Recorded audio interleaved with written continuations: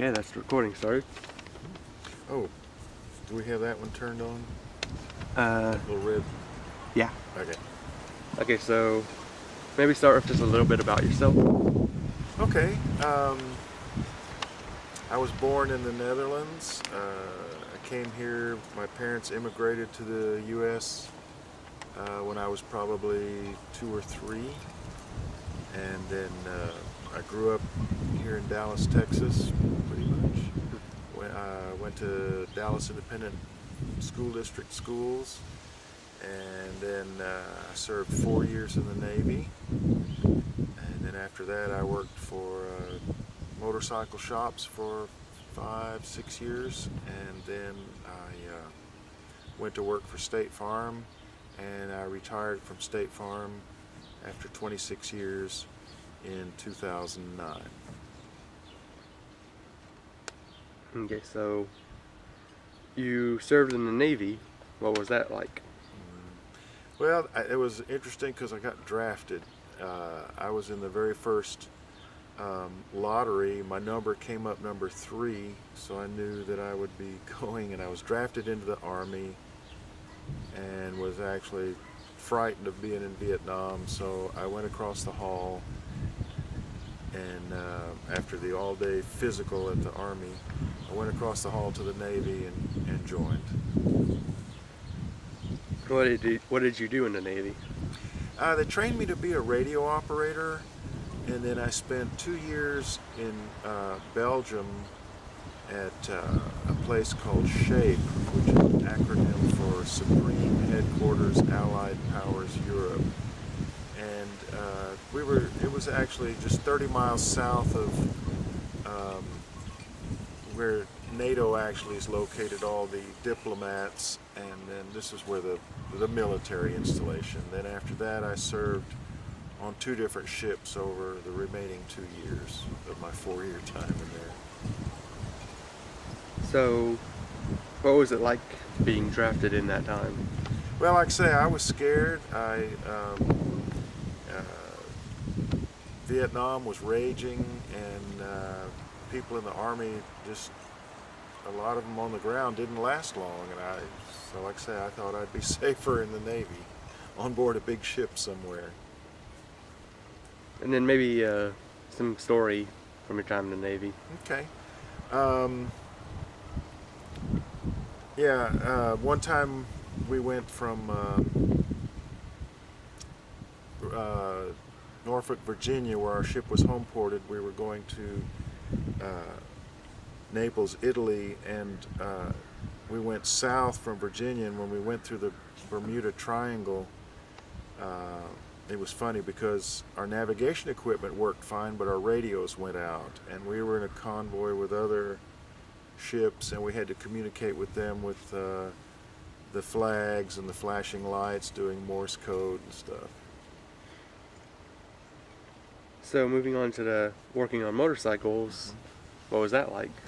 That was also interesting. A friend of mine and I that were in the service together, when we got out, we went to a school in Florida to learn how to work on bikes, and then that school also had a shop where you could, where the last 3 weeks of school, you worked there. It was like a barber college. People would bring their motorcycles in, and all they had to pay for was parts, because the students were repairing them and, you know, being supervised by the instructors. And then after we finished that, we got jobs in a Suzuki shop and a Kawasaki shop, respectively.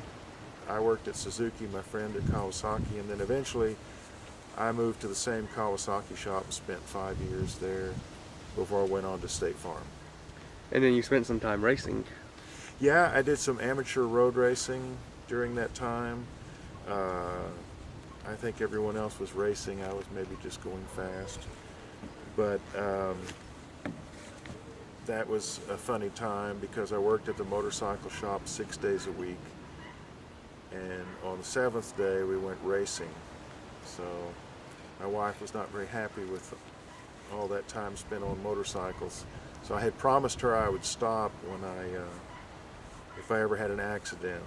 and I did. So now I've collected what I call 3 trophies. I have a first place trophy, a third place trophy, and then I kept the cast from my leg when I crashed. And then working for State Farm, what did you do for them? Well, when I first went to work for them, I was what's called a homeowner's claims estimator. In other words, I would come to your house and estimate damage if you had a kitchen fire or water damage, something like that. And then I eventually became an adjuster. Um, they encouraged me and helped me go to school at night, so I got my bachelor's degree going at night to UT Arlington. How did you decide to go work for State Farm? Well, actually, my wife worked there as a secretary, and her brother worked in a different office for State Farm, and they both encouraged me to apply for it. So I did, but I didn't. I thought they had thrown my application away because I didn't hear from them for over a year. And then after working for State Farm, you went on to become a tattoo artist. Right. I'd always been fascinated with tattooing, and of course I got a lot of tattoos when I was in the Navy. While I was working for State Farm, I read everything I could get my hands on about tattooing, and then as I got closer to retirement, I found a shop that where I could do an apprenticeship to actually learn hands-on how to tattoo, and I did that. And now after I retired, I work full-time at a tattoo shop here in the small town where I live. How did you become interested in tattooing? Just always been fascinated by it, and then being in the Navy gave me an opportunity to be near a lot of tattoo studios all over the world. Maybe a story of some tattoo you've done. Let me think.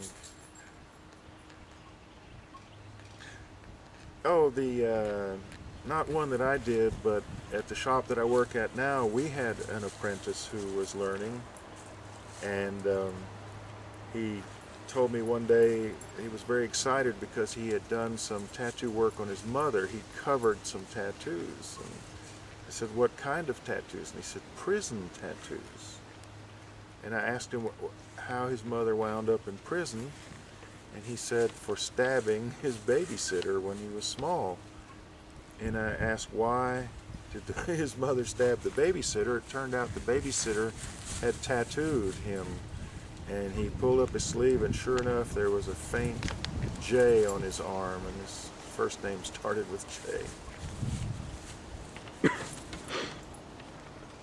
So maybe a bit about your family. Well, I was an only child. Like I said, my parents and I came here from the Netherlands. I have I'm married, and I have 2 daughters. One of them's 44 and the other one's 28. The oldest one is a school teacher. The youngest one lives in New York right now, and she's employed at a wine distributor. Maybe a bit about what it's like living out here on a farm. Oh, yeah. For the past 27 years, I've lived out here kind of in the country. We really like it. We have all kinds of animals. Besides the usual cats and dogs, we have chickens, turkeys, peacocks, a giant tortoise, and we're here on 2 acres of land. My wife also has horses, and it's just, I really like working the land and living near the woods. Maybe a bit about some of the animals, like something about the horses, perhaps. Well, my wife has 3 Arabian horses right now, I believe, or actually 4, and then a 5th one that is an Appaloosa, and that horse is in its mid to late 30s. which is unusual because I believe most horses only, their average lifespan is 22. But the horse just keeps on going. Tell you a bit about Marilla. Oh, the tortoise that we have is a land tortoise. It doesn't get in the water. We got it from a woman who was moving out of a house into an apartment and couldn't take it with her, and we really knew nothing about it, so we took it and then had to get on the internet to even see what it ate. And it's called a sulcata, also known as an African spurred tortoise, and they live to be 80 to 100 years old. This one is 12. She probably weighs 50 or 60 pounds, and I think they keep growing till they're about 16. And she's almost in hibernation right now. They don't officially hibernate, but we keep her in it looks like a dog house that we built. It has a heater in it, and she doesn't eat, she doesn't drink, and she doesn't come out. And once spring gets here, she will, and then she just grazes all day. She walks around the yard and eats the grass. Maybe some about the chickens. Oh, my wife also raises all kinds of chickens. I'm not that knowledgeable about them, but I do know she has some called silkies, and the guineas that make really good, they're like watchdogs, and an early warning system. She has peacocks that also make great, they warn you if something's here, and turkeys.